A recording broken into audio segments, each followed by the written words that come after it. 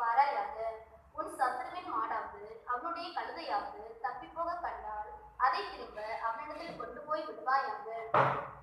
உன்னை பகைத்தவருடைய கழுதை சுமையோடு விழுந்து கிடக்க கண்டாயானால் அதற்கு உதவி செய்யாதிருக்கலாமா? அவசியமாய் அவனோட கூட அதற்கு உதவி செய்வாயாக. உன்னிடத்தில் இருக்கிற எளியவருடைய வியாட்சத்தில் அவனுடைய நியாயத்தை புரட்டாயாக. கள்ள காரியத்துக்கு தூரமாய் இருப்பாயாக.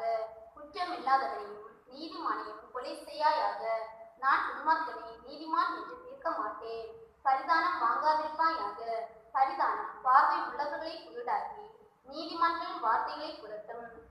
அந்நியனை ஒடுக்காயாக. எகிப்து தேசத்தில் அந்நியர்களாய் இருந்த நீங்கள் அந்நியனுடைய இருதயத்தை அறிந்திருக்கிறீர்களே. 6 வருஷம் நீ உன் நிலத்தில் பயிரிட்டு அதன் பலனை சேர்த்துக்கொள். 7ஆம் வருஷத்தில் உன் நிலத்திலுள்ள எளியவர்கள் புசிக்கவும் மீதியானதை வெளியின் ஜந்துக்கள் தின்னவும் அந்த நிலம் சும்மா கிடக்க விட்டுவிடுவாயாக. உன் திராட்சை தோட்டத்தையும் உன் ஒலிவ தோப்பையும் அப்படியே செய்வாயாக. 6 நாள் உன் வேலையை செய்து 7ஆம் நாளிலே உன் மாடும் உன் கழுதையும் இளைப்பாறவும் உன் அடிமை பெண்ணின் பிள்ளையும் அந்நியனும் இளைப்பாறவும் ஓய்ந்திருப்பாயாக. நான் உங்களுக்கு சொன்னவைகள் யாவற்றும் சாவதானமாய் இருங்கள். அந்நிய தேவர்களின் பேரை சொல்ல வேண்டாம். அது உன் வாயிலிருந்து பிறக்க கேட்கப்படவும் வேண்டாம். வருஷத்தில் 3 தரம் எனக்கு பண்டிகை ஆசரிப்பாயாக. குடிப்பில்லாத அப்ப பண்டிகையை கொண்டாடி நான் உனக்கு கட்டளையிட்டபடியே ஆவின் மாதத்தில் குறித்த காலத்தில் 7 நாள் குடிப்பில்லா அப்பம் புசிப்பாயாக. அந்த மாதத்தில் எத்திருந்து புறப்பட்டாயே. என் சந்ததியில் வெறுங்கையாய் வர வேண்டாம். நீ வயலில் விளைத்த உன் பயிர் வேலைகளின் முதற்பலனை செலுத்துகிற அற்புகால பண்டிகையும் வருஷ முடிவிலே நீ வயலில் உன் வேலைகளின் பலனை சேர்த்து தீர்ந்த போது சேர்ப்பு கால பண்டிகையும் ஆசரிப்பாயாக. வருஷத்தில் 3 தரம் உன் ஆண் மக்கள் எல்லாரும் கர்த்தராகிய ஆண்டவருடைய சந்ததியில் வர கிடவர்கள். எனக்கிடும் பலியின் இரத்தத்தை புளித்தமாவுடன் செலுத்த வேண்டாம். எனக்கிடும் பலியின் கொழுப்பை விடியற்காலம் வரைக்கும் வைக்கவும் வேண்டாம். உன் நிலத்தில் முதல் விளைச்சல்களில் முதற்கனியை உன் தேவனாகிய கர்த்தருடைய ஆலயத்துக்கு கொண்டு வருவாயாக. வெள்ளாட்டு குட்டியை அதன் தாயின் பாட்டை சமைக்க வேண்டாம். வழியில் உன்னை காக்கிறதற்கும் நான் ஆயத்தம் பண்ண ஸ்தானத்துக்கு உன்னை கொண்டு போய் சேர்க்கிறதற்கும் இதோ நான் ஒரு தூதனை உனக்கு முன்பாக அனுப்புகிறேன். அவர் சமூகத்தில் எச்சரிக்கையாய் இருந்து அவர் வாக்குக்கு செவிகொடு. அவரை கோபப்படுத்தாதே.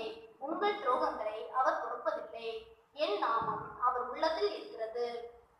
நீ அவர் வாக்கை நன்றாய் கேட்டு நான் சொல்வதையெல்லாம் செய்வாயாகில் நான் உன் சத்துருக்களுக்கு சத்ருவாயும் உன் விரோதிகளுக்கு விரோதியாயும் இருப்பேன். என் தூதனானவர் உனக்கு முன் சென்று எமோரியரும் ஏத்தியரும் பெரிசியரும் கானானியரும் ஏவியரும் எபூசியரும் இருக்கிற இடத்துக்கு உன்னை நடத்தி கொண்டு போவார். அவர்களை நான் அதம் பண்ணுவேன். நீ அவர்களுடைய தேவர்களை பணிந்து கொள்ளாமலும் சேவியாமலும் அவர்கள் செய்யும்படி செய்யாமலும் அவர்களை நிர்மூலம் பண்ணி அவருடைய சிலைகளை உடைத்து போடுவாயாக. உன் தேவனாகிய கர்த்தரையே சேவிக்க கடவீர்கள். அவர் உன் அப்பத்தையும் உன் தண்ணீரையும் ஆசீர்வதிப்பார். வியாதியை உன்னிலிருந்து விலக்குவேன். கற்பம் விடுகிறதும் மலனும் உன் தேசத்தில் இருப்பதில்லை. உன் ஆயுசு நாட்களை பூர்ணப்படுத்துவேன். எனக்கு பயப்படும் பயத்தை உனக்கு முன் செல்லும்படி செய்வேன். நீ செல்லும் இடமெங்கும் உள்ள ஜனங்கள் எல்லாரையும் கலங்கடித்து உன் சத்துருக்கள் எல்லாரையும் முதுகு காட்ட பண்ணுவேன்.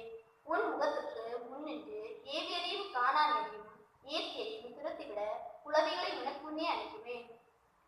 தேசம் பாழாய் போகாமலும் காட்டு மிருகங்கள் உனக்கு விரோதமாய் பெருகாமலும் இருக்கும்படி நான் அவர்களை ஒரே வருஷத்துக்குள்ளே உன் முன்னின்று துரத்தி விடாமல் நீ விருத்தி அடைந்து தேசத்தை சுதந்திரத்துக் கொள்ளும் வரைக்கும் அவர்களை கொஞ்சம் கொஞ்சமாய் உன் முன்னின்று துரத்தி விடுவேன்.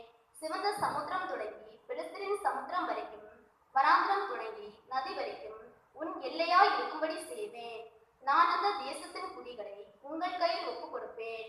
நீ அவர்களை உன் முன்னின்று துரத்தி விடுவாய். அவர்களோடும் அவர்கள் தேவர்களோடும் நீ உடன்படிக்கை பண்ணாதிருப்பாயாக. அவர்கள் உன்னை எனக்கு விரோதமாய் பாவம் செய்ய பண்ணாதபடிக்கு உன் தேசத்திலே குடியிருக்க வேண்டாம். நீ அவர்கள் தேவர்களை சேவித்தால் அது உனக்கு கண்ணியாய் இருக்கும் என்றார். நம்முடைய பிதாவாகிய தேவனாலும் குமாரனாகிய இயேசு கிறிஸ்துவினாலும் பரிசுத்த ஆவியினாலும் உங்களுக்கு கிருபையும் சமாதானமும் உண்டாவதாக. ஆண்டவருடைய திட்டத்தின்படி யாத்திராகமம் ஆரம்பித்ததிலிருந்து 22ஆம் அதிகாரம் வரையிலும் நாம் தியானித்து வந்திருக்கிறோம். அதிலே ஆண்டவர் இஸ்ரவேல் ஜனங்களை அடிமைத்தனத்தில் விடுதலை ஆக்கினார். அவளை சிவந்த சமுத்திரத்தை கடக்க பண்ணினார். வனாந்தரத்திலே கொண்டு வந்தார். இப்பொழுது கட்டளைகளை கொடுத்து கொண்டிருக்கிறார். அதில் முதலாவதாக அடிமையானவனுக்கு கொடுத்தார். கட்டளையில் 10 கட்டளைகளை கொடுத்து விட்டு அதன் விரிவாக்கத்தை தான் தொடர்ந்து ஆண்டவர் கொடுத்து வருகிறார். இப்பொழுது இந்த அதிகாரத்தை நாம் ரத்தின சுருக்கமாக சொல்ல வேண்டும் என்று சொன்னால், பொய் சாட்சி சொல்லாதிருப்பாயாக, பிறனுடைய வியாஜ்யத்திலே தலையிடாதிருப்பாயாக என்பதுதான் இந்த 23ஆம் அதிகாரத்தின் சாராம்சம். அது பொய் சாட்சி என்று ஆரம்பிக்கிறது. ஏறக்குறைய எல்லா வசனங்களும் அதை அடிப்படையாக வைத்துத்தான் வருகிறது. முதலாவதாக ஆண்டவர் சொல்லுகிறார், யாத்திரா 23ஆம் அதிகாரம் 1ஆம் வசனத்திலே, அபாண்டமான சொல்லை கேளாதிருப்பாயாக, நீ கேட்டுக்கொள்ளக்கூடாது. அபாண்டமான சொல்லை நீ ஏற்றுக்கொள்ளக்கூடாது. ஆங்கிலத்திலே சொல்லப்படுகிறது, don't handle the false report, don't hear the false report என்று சொல்லப்படுகிறது. இங்கே அபாண்டமான சொல் என்று சொல்லுவதற்கு விளக்கம் மிக தெளிவாக ஆங்கிலத்திலே false report அது என்று சொல்லுகிறது. ஒருவன் நமக்கு விரோதமாய் கொடுக்கிற, பிறருக்கு விரோதமாய் தரக்கூடிய பொய்யான குற்றச்சாட்டுகளை ஏற்றுக்கொள்ளக்கூடாது. அதற்கு அடுத்தபடியாக சொல்ற, கொடுமையுள்ள சாட்சிக்காரனாய் இருக்க ஆகாதவனுடைய களவாதாயக.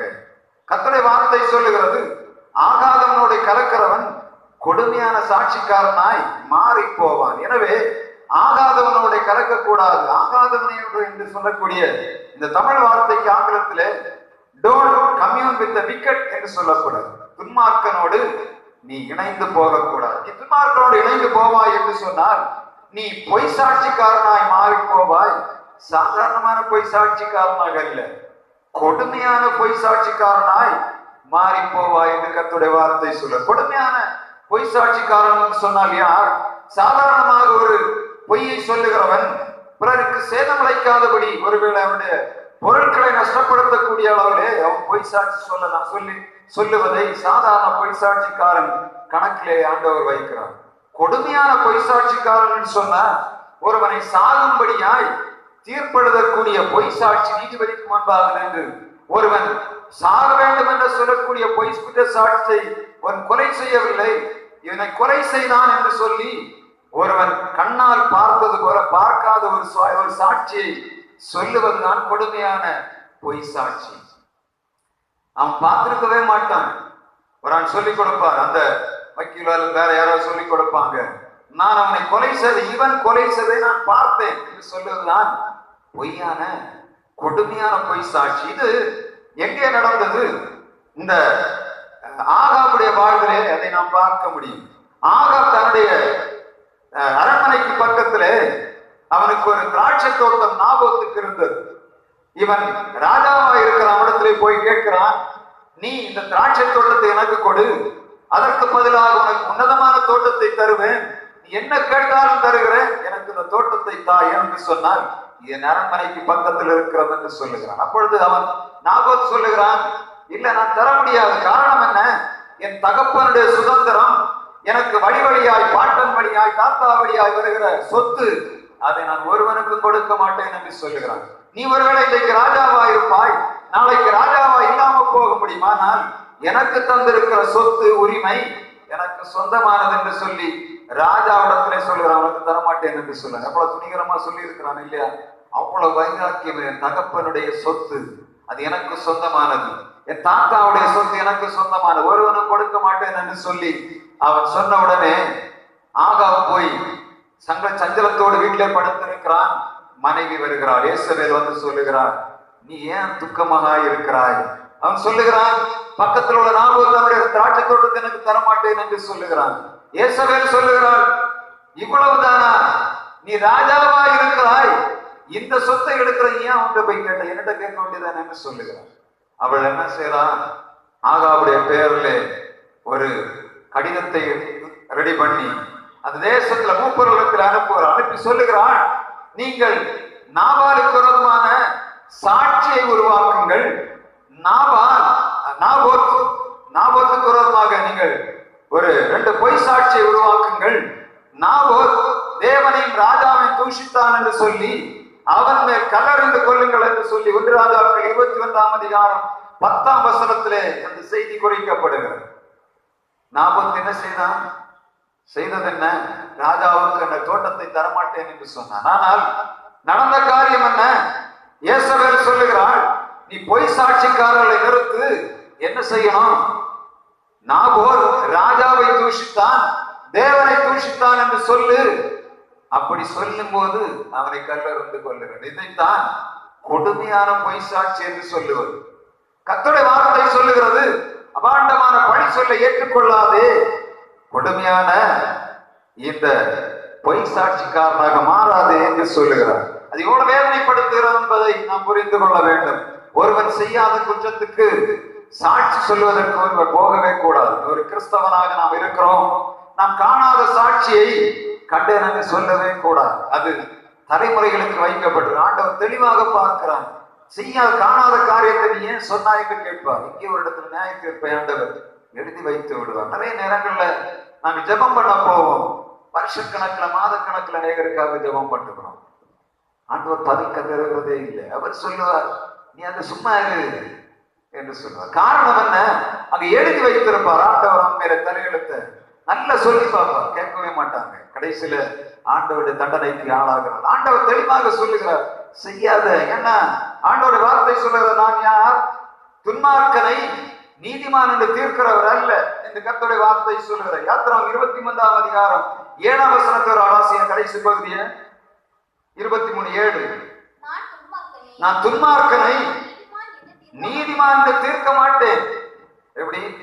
ஆண்டவர் சொல்லுகிறான், துன்மார்க்கனை நீதிமான் என்று தீர்க்கிறவர் அல்ல, நீதிமானை நீதிமானாகவும் துன்மார்க்கனை துன்மார்க்கனாகவும் நியாயம் தீர்க்கிற நான் என்று சொல்லுகிறார். அதான் சொல்லுகிறார், குற்றமற்றவனை கொலை செய்யாயாக, நீதிமானை கொலை செய்யக்கூடாது என்று சொல்லுகிறார். காரணம் என்ன? ஆண்டவர் நீதிமானை நீதிமானாகவும் குற்றவாளியை குற்றவாளியாகவும் பார்க்கிறார். அவ்வளவு கவனமாக இஸ்ரவேல் ஜனங்களுக்கு நியாய தீர்ப்பை கொடுக்கிறார். காரணம் என்ன? அவர்கள் தப்புகளை செய்து கொண்டே வந்தார்கள். வனாந்திரத்திலே அவர் பிரயாணம் பண்ண போகிறார்கள். இவர் வாழ்ந்து கொண்டிருந்த தேசத்தை இவைகளை செய்திருக்க வேண்டும். எனவே ஆண்டவர் தெளிவான கட்டளை கொடுக்கிறார், இவைகளை நீங்கள் செய்யக்கூடாது. வழக்கிலே அடுத்தது இரண்டாவதாக ஆண்டவர் சொல்கிறார், தீமை செய்ய திரளான பேர்களை பின்பற்றக்கூடாது. இன்றைக்கு நடக்கக்கூடிய மிகப்பெரிய காரியம் அதுதான். தீமை வருவதற்கு எதிராக செய்யும் போது ஒரு கூட்டம் சேர்ந்து விடுகிறார்கள். கூட்டம் சேர்ந்து தீமை செய்கிறதற்கு ஒத்து போகக்கூடாது என்று கர்த்தருடைய வார்த்தை சொல்லுது. நம்ம சிந்திக்கணும். இந்த அதிகாரத்தை தியானிக்கும் போது நம்ம இன்றைக்கு நம்முடைய காரியங்கள் எவைகள் இருக்கிறது என்று பார்க்கணும். தீமை செய்வதற்கு திரளான பேர்களாக சேரக்கூடாது என்று சொல்லுகிறார். வழக்கிலே தரித்திரன் என்று பார்க்கக்கூடாது என்று சொல்லுறது. யாத்திராகமம் 23ஆம் அதிகாரம் 23ஆம் வசனம். ஆண்டவர் சொல்லுகிறது, தரித்திரரை நினைத்துக் கொள்ளுங்கள் என்றுதான் கர்த்தருடைய வார்த்தை சொல்லுது. நீங்க எல்லா காரியத்திலும் தரித்திரர் இருக்கும் போது அவளை கவனிக்க வேண்டும் என்று சொல்லுகிறார். ஆனால் இந்த இடத்துல ஆண்டவர் சொல்லுகிறார், வழக்கிலே தரித்திரன் என்று நீ முகம் பார்க்க கூடாது என்று சொல்லுகிறார். சில நேரங்களில பாவம் ஏழையாக இருக்கிறவன் கண்ணுக்கு முன்னாடி துணிகரமாக தவறு செய்வான். ஒருவேளை இவன் பாவம், அவன் தப்பு பண்ணிட்டான் என்று சொல்லக்கூடாது என்று சொல்லுகிறான். எப்படி? பாவம் நீ சரிதான், நீ தரித்திரன் தான், ஆனால் நீ என்ன பண்ணக்கூடாது? துன்மார்க்கமான காரியத்தை பிறருக்கு விரோதமாக செய்யக்கூடாது என்று சொல்லுகிறார். அந்த இடத்துல நியாயாதிபதியிடத்துல வரும்போது ஒரு வக்கீல் சொல்லுகிறான், இவன் ரொம்ப பாவம், தெரியாம பண்ணிட்டான் அப்படின்னு சொல்லுவதில்லை. அவன் துணிகரமாய் செய்திருப்பான் என்பது தெரிந்தால் செய்ய வேண்டியது என்ன? அந்த தரித்திரனுடைய முகத்தை பார்க்க கூடாது. அவனிடத்துல தரித்திரனுடைய காரியத்தை வியாட்சியம் பார்க்க கூடாது என்று சொல்லுகிறார். அது ஆங்கிலத்தில் தெளிவாக சொல்லுகிறது, அந்த don't give room to the poor to make the nonsense. தப்பான காரியத்தை செய்யும் போது இந்த தரித்திரன் என்று நீ முகம் பார்க்காதே, அவனுக்கு நீதியாகவே நீ செய்ய வேண்டும் என்று சொல்லுகிறார். எளியவனுடைய நியாயத்தை புரட்ட, அதே ஆண்டவர் சொல்ல, எளியவனுடைய நியாயத்தை நீ புரட்டக்கூடாது.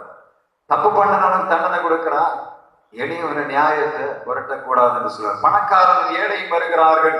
ஆண்டவருடைய வார்த்தை தெளிவாக சொல்லுகிறது, கிறிஸ்தவர்களாய் நமக்கு ஆண்டவர் கட்டளை, நியாயம் பண்ணும் போது ஏழையுடைய நியாயத்தை புரட்டக்கூடாது. பணத்தை வாங்கி கொண்டு இஷ்டத்துக்கு நியாயத்தை திருப்பக்கூடாது என்று கர்த்தருடைய வார்த்தை சொல்லி, இப்பொழுதல்ல அன்னைக்கே நடந்திருக்கிறது. ஆண்டவர் இஸ்ரவேல் ஜனங்களுக்கு நியாய பிரமாணம் கொடுக்கும் போதே இவைகள் இருந்தபடினாலே தான் ஆண்டவர் சொல்லுகிறார். தன்னுடைய சொந்த ஜனம்தான், ஆண்டவரால் வேறுபிரிக்கப்பட்ட ஜனம்தான். ஆனால் அங்கே இருந்த காரியங்கள், தவறான காரியங்களை தான் செய்யக்கூடாது என்று சொல்லி ஆண்டவர் நியாய தீர்ப்பை கொடுக்கிறார். பரிதானம் வாங்கக்கூடாது என்று சொல்லுகிறார். என்ன பண்ணக்கூடாது? லஞ்சம் வாங்கக்கூடாது. அன்றைக்கே சொன்னார். அன்றைக்கு பரிதானம் வாங்கியிருப்பாங்க போல இருக்கு. அப்படிதானே? ஆண்டவருடைய பிள்ளைகளாக அவர் அப்பவே தெரிஞ்சது இவனை பரிதானம் வாங்குறாங்க அப்படின்னு. அப்ப அதை மாற்றவே முடியாத போல இருக்கு. ஏன்னா இந்த உலகத்துல வாழுகிற நாட்களில எவனா இருந்தாலும் சரி, காரியம் ஆவணம் என்ன பண்ணோம்? பணம் கொடுத்தா தான் அவங்கள சூழ்நிலைக்குள்ள வந்து விட்டோம். பரிதானம் என்ன பண்ணோம்? அது ஏழையுடைய நியாயத்தை புரட்டும், பிறருடைய நன்மையான வாழ்வை கெடுத்து விடும். மேல வர வேண்டியவன் கஷ்டப்பட்டு, நீங்க பாத்தீங்கன்னா தெரியும், விழுந்து விழுந்து படிப்பார்கள். எப்படியாக வேலை வாங்கினா சாப்பிட மாட்டாங்க, எல்லாம் பண்ணுவார்கள். எல்லாம் முடித்து ரிசல்ட் வரும்போது பார்த்தாச்சுன்னா ஒரு தகுதியும் இல்லாத வேலையில உட்காந்துருவான். காரணம் என்ன? அந்த இடைநாட்கள்ல லஞ்சம் விளையாடி இருக்கும். அவன் சொல்லுவான், நீ தோத்து போனா என்று சொல்லுவான். காரணம் என்ன? லஞ்சம் அங்கே விளையாடு. லஞ்சம் ரொம்ப மோசமா இருக்கு. இன்னைக்கு நடைபெறக்கூடிய எல்லா தீமைகளுக்கு காரணமே லஞ்சமும் ஊழலும் தான். எப்படி தெரியுமா? இன்னைக்கு நம்ம பார்த்த நம்ம சொன்னா கஷ்டமா இருக்கும். முதலாவது தூண்டப்படுகிற லஞ்சம் எங்கன்னா ஓட்டுக்கு கொடுத்தவன என்ன பண்ணுவாங்க? அந்த பணத்தை எடுப்பதற்காக என்ன பண்ணுவாங்க? காசு போட்டவன், வியாபாரம் பண்ணுகிறோம், பணம் போட்டவன் என்ன பண்ணுவான்? பணத்தை எடுக்கணும். அப்ப எப்படி எடுப்பான்? அதை கொஞ்சம் யோசித்து பார்த்தீங்கன்னா நடக்கக்கூடிய எல்லா காரியத்தையும் அப்படிதான். 1 லட்சம் ரூபா நமக்கு ப்ராஜெக்ட் போட்டு ரோட போட சொல்லுவாங்க. எத்தனை ரூபா வந்து பாக்கிட்டு விழுது? எவ்வளவு விழுது? 10,000 ரூபாய் 20,000 ரூபாய்க்கு மேல தான் நடக்கும் 1 லட்சம் ரூபாய் ப்ராஜெக்ட்ல. அப்படியானால் லஞ்சமும் பரிதானமும் என்ன பண்ணும்? அவர்களை மாத்திரம் பாதிக்கிறது இல்லை, பொது ஜனங்களை பாதிக்கும். ரோட இடவரமா போட்டு வைத்து விடுவார்கள். அதே மாதிரி எந்த திட்டங்களை போட்டாலும் சரி, அவர் கமிஷனை முதலே எடுத்து விடுவார்கள். எடுக்கும்போது நிச்சயம் என்ன வரும்? ரோட்ல வரும்போது எல்லாமே தவறாக நடந்திருக்கும். பரிதானம் வாங்குறதுன்னா சாதாரண இது இதுல மாத்திரம் இல்லை. ஆஸ்பத்திரியில போனாலும் லஞ்சம் கொடுக்க வேண்டியது இருக்கு. ஒரு காரியத்தை செய்யனால லஞ்சம் கொடுக்க வேண்டியது இருக்கு. வேலை வாங்கினாலும் லஞ்சம் கொடுக்க வேண்டியது. ஆண்டவர் சொல்லுகிறார், பரிதானம் வாங்காதே. பரிதானம் எனப்படும் நீதிமான்களின் வார்த்தையை புரட்டி போடும் என்று யாத்திரா 23ஆம் அதிகாரம் 8ஆம் வசனம் சொல்லுகிறார். நீதி செய்ய வேண்டிய மனிதரோட நீதியை பரிதானம் புரட்டி போடும் என்று சொல்லுகிறார். அந்நியனை ஒடுக்காயாக, வார்த்தை சொல்லுகிற அந்நியனை ஒடுக்காய். யாத்திரா 23ஆம் அதிகாரம் 9ஆம் வசனத்தில் ஆண்டவர் சொல்லுகிறார், அந்நியனை ஒடுக்க கூடாது. நீ எய்த்திலே அந்நியனாக இருந்தால் அந்த அந்நியனுடைய இருதயம் உனக்கு தெரியும். எனவே நீயும் என்ன பண்ணணும்? அந்நியனை ஒடுக்க கூடாது என்று சொல்லுகிறார். அவன் வாழ விட வேண்டும் என்று கர்த்தருடைய வார்த்தை சொல்லுது. முக்கியமாக இந்த யாத்திரா 23ஆம் அதிகாரத்தை 3 பாகமாக நாம் பிரிக்கலாம். முதலாவதாக லாஸ் அகைன்ஸ்ட் தி ஃபால்ஸ்ஹுட், தவறான காரியங்கள், பொய் காரியம், கள்ள காரியங்களுக்கு எதிராக ஒரு சட்டத்தை ஆண்டவர் ஏற்றி வைக்கிறார். 23ஆம் அதிகாரம் 1ஆம் வசனத்தில் 9ஆம் அதிகாரம் 9ஆம் வசனம் வரை சொல்லப்படுகிறது. இரண்டாவதாக ஆண்டவர் அடுத்து சொல்லுகிறார், இந்த தேசம் ஒரு அரபு நிலமானது 6 வருடங்கள் நீ உழவு செய்ய வேண்டும், அறுக்க வேண்டும், பிரயாசத்தினால் எடுக்க வேண்டும். 7ஆம் வருடத்திலே அந்த நிலத்தை சும்மா விட்டு விட வேண்டும். அது உன்னிடத்தில் இருக்கிற எளியவனுக்கும் அந்த இடத்துல இருக்கக்கூடிய ஜந்துக்கள் வாழ்வதற்கும் நீ 1 வருடம் அந்த 1 வருடத்தை விட்டுவிட வேண்டும் என்று ஆண்டவர் சொல்ல. 1 வருடம் 7ஆவது விதைக்கிறதை நீ எடுக்கக்கூடாது. 7ஆவது வருஷம் எளியவனுக்கு கொடுக்க வேண்டும், ஜீவ ஜந்துக்கள் பிழைக்க வேண்டும் என்று சொல்லி ஆண்டவர் சொல்ல. அங்கே ஆண்டவர் சொல்லுகிறார், இந்த இயர் ஆஃப் ரெஸ்ட் வருடம், இந்த 6 வருடத்திற்கு வேலை செய்து விட்டு 7ஆவது வருடத்துல சும்மா இருக்கிறார். அதே இடத்துல தான் ஆண்டவர் சொல்லுகிறார், 6 நாட்கள் வேலை செய்கிறார், 7ஆம் நாள் ஆண்டோடைய ஓய்வு நாள், அங்கே நீ தரித்திருக்க வேண்டும். அதே போல ஆண்டவர் கொடுக்கிற இன்னொரு கட்டளை, உன்னுடைய ஆண் மக்கள் எல்லாரும் 3 வருடம் 3 தடவை நீங்கள் ஆலயத்துக்கு வர வேண்டாம், அந்த கூடுகையில கலந்து கொள்ள வேண்டும் என்று சொல்லுகிறார். 3 பண்டிகைகளை ஆசரிக்க வேண்டும் என்று சொல்லுகிறார். முதலாவதாக ஒரு பண்டிகை ஆண்டவர் சொல்ல, புளிப்பில்லா அப்ப பண்டிகை. யாத்திரா 23ஆம் அதிகாரம் 14ஆம் வசனம். புளிப்பில்லா அப்ப பண்டிகை எங்கே ஆண்டவர் ஆசரிக்க சொன்னார்? முதலாவதாக இஸ்ரவேல் ஜனங்கள் எகிப்தின் அடிமைத்தனத்தில் விட்டு புறப்படும் போது பஸ்கா ஆசரிக்கும் போது சொல்லுகிறார், என்னுடைய இஸ்ரவேல் ஜனங்கள் யாரும் புளிப்புள்ள அப்பத்தை புசிக்க கூடாது, புளிப்பில்லாத அப்பத்தை இன்றைக்கு புசிக்க வேண்டும். அப்படியானால் அந்த பஸ்கா பண்டிகை நீங்கள் வருஷத்துல ஒரு தடவை ஆசரிக்க வேண்டும். அடுத்து அறுப்புக்கால பண்டிகை 23ஆம் அதிகாரம் 15-16ஆம் வசனத்திலே அறுக்கும் போது ஒரு பண்டிகை, அறுத்து முடித்தவர் சேர்க்கிற ஒரு பண்டிகை, 2 பண்டிகை, மொத்தம் 3 பண்டிகை ஆண்டவர் ஆசரிக்க வேண்டும் என்று சொல்லுகிறார். பஸ்கா பண்டிகை என்ன? விடுதலை பண்டிகை.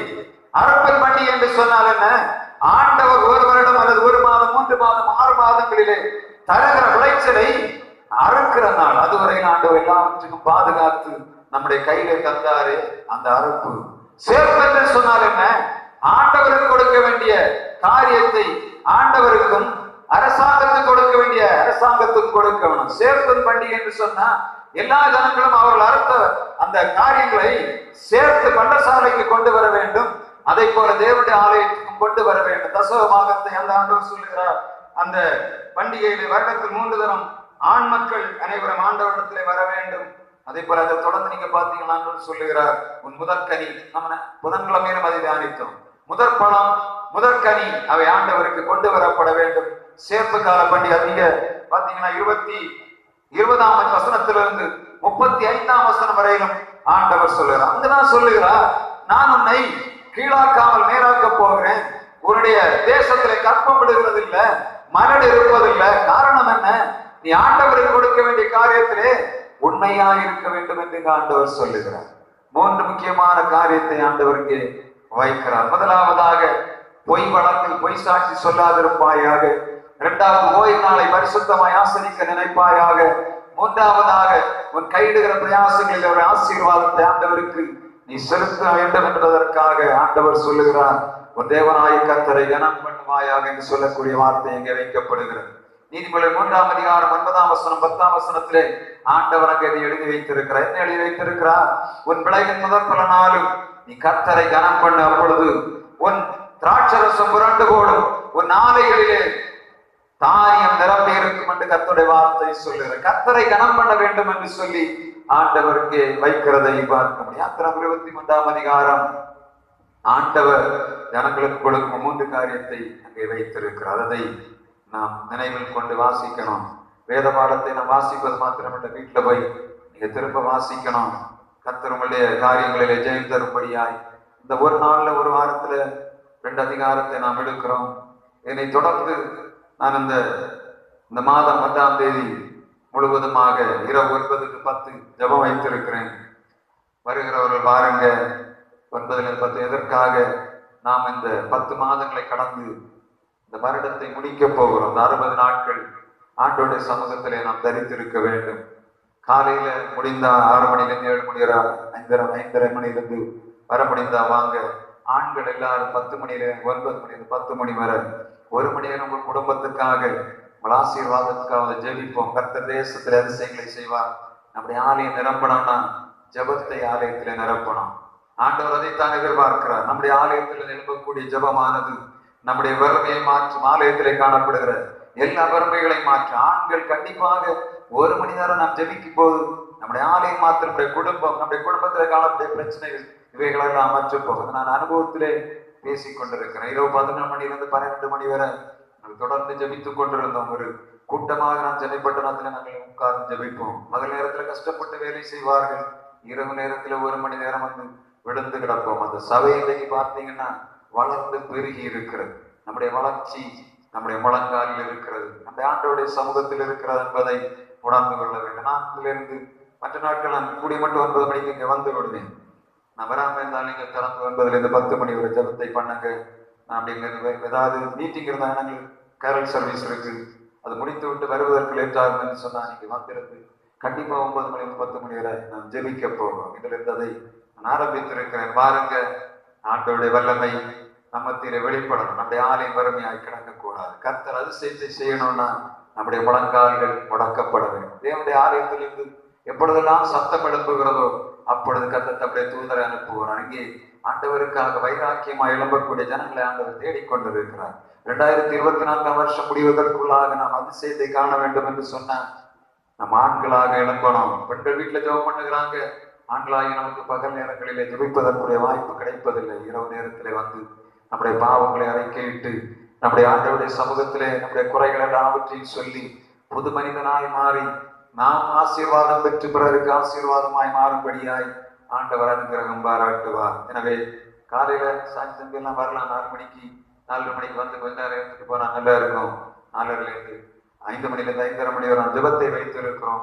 முடிந்தவர்கள் கலந்து கொள்ளுங்க. 60 நாளும் ஆண்டோடைய சமூகத்தில் இருக்க போறோம். டிசம்பர்ல கேரல் சர்வீஸ் போகிறோம். தேசத்துக்குள்ள போகிறோம். அங்குள்ள பிசாசும் பிரச்சனை நம்முடைய ஆலயத்துக்குள்ள நம்ம இங்கிருந்து கட்டி ஜெபித்து விட்டு தான் உள்ள போனோம். அறுவடையை காணணும். நாம் கால் வைக்கிற தேசம் நமக்கு சொந்தமாகணும்னா முதல்ல முழங்கால முடக்கி யுத்த ஆயுதங்களை ரெடி பண்ணி விட்டு போவோம். கர்த்தர் அதிசயம் செய்வார். விளப்பனாத சேனையை எரிகோ கோட்டை உடைக்கிற ஆண்டவர் துதியினாலே எரிகோ கோட்டை ஆண்டவரால் உடைக்க முடியும் என்று சொன்னார். உங்களுடைய வல்லமையுள்ள ஜெபம் எரிகோ கோட்டையை பாட்டிலும் வல்லமையுள்ள கர்த்தருடைய வார்த்தை சொல்லுகிறது. கர்த்தர் நமக்கு தந்திருக்கிற ஆவி என்ன ஆவி தெரியுமா? அரண்களை நிர்மூலமாக்கக்கூடிய வல்லமை பொருள் ஆயுதமாகிய ஜெபத்தை ஆண்டவர் நமக்கு தந்திருக்கிறார். நம்ம தோற்று போய் சோர்ந்து போய் என்னுடைய ஆலயம் வறுமையாய் கிடக்கிறதுன்னு சொல்லி கொண்டிருக்கிறோம். நம்முடைய அரண்களை நிர்மூலமாக்குகிற வல்லமையுள்ள ஆயுதத்தை எடுத்து பிரயோகிப்போம். கர்த்தர் அதிசயத்தை செய்வார். நம் கண்களை மூடி நாம் ஜெபிப்போம். நாம் எழுந்திருந்த ஒரு பாடலை பாடும்போது ஆண்டவருக்கு என்று காணிக்கை செலுத்துவோம்.